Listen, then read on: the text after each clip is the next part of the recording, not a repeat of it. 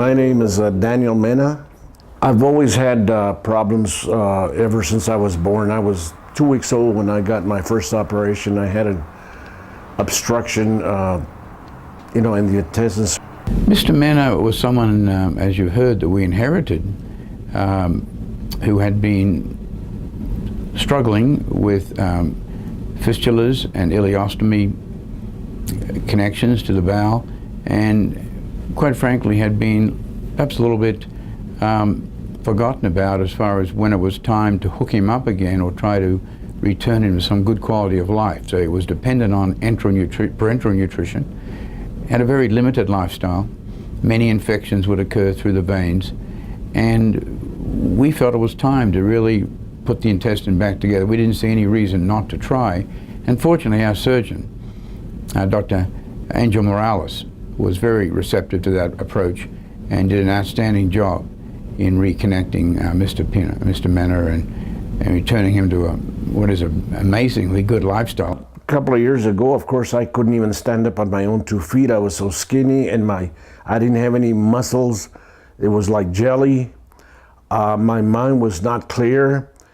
I was depressed, frustrated, because I couldn't eat through the mouth. They were giving me TPN. My name is Evelyn Eichler. I'm a clinical dietitian at UMC. I'm also involved in the nutrition support team, which at the moment is a two-man band, which is Dr. McCollum and myself. I have a scar here which they were giving me nutrition through the vein because my intestines were not functioning, so there was no way I could eat through the mouth. We were able to get him off the TPN, no fistula output, and got the ileostomy reversed. And then we covered him in Dr. McCollum's GI clinic after, and one of those miracle people. The good Lord did what he did, the miracle to where I still have my own intestines and they are functioning. They're still not healed, but it's working on it on a daily basis. I wasn't expecting him to be quite that resilient, but he has surprised me.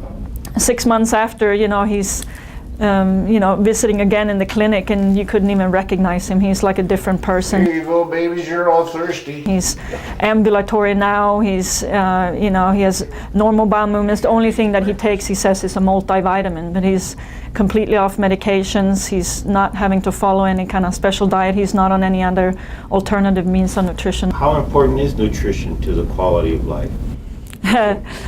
It's oftentimes, I think, it's more important than the medical care itself, because a lot of people seek satisfaction and comfort in foods, and if you're not able to eat PO, if they're dependent upon enteral feeds and or parental nutrition, that's easy enough to instill, but having the people, be compliant with that and understand the reason why they can't eat and etc. And it takes a lot of education and a lot of input, and then it can also go the other way around. We have people with very complex psychological issues that don't want to eat, and they become also nutrition support cases in the sense that they are dependent upon alternative means of nutrition because they don't want to eat. So then you have all that whole kind of reverse area.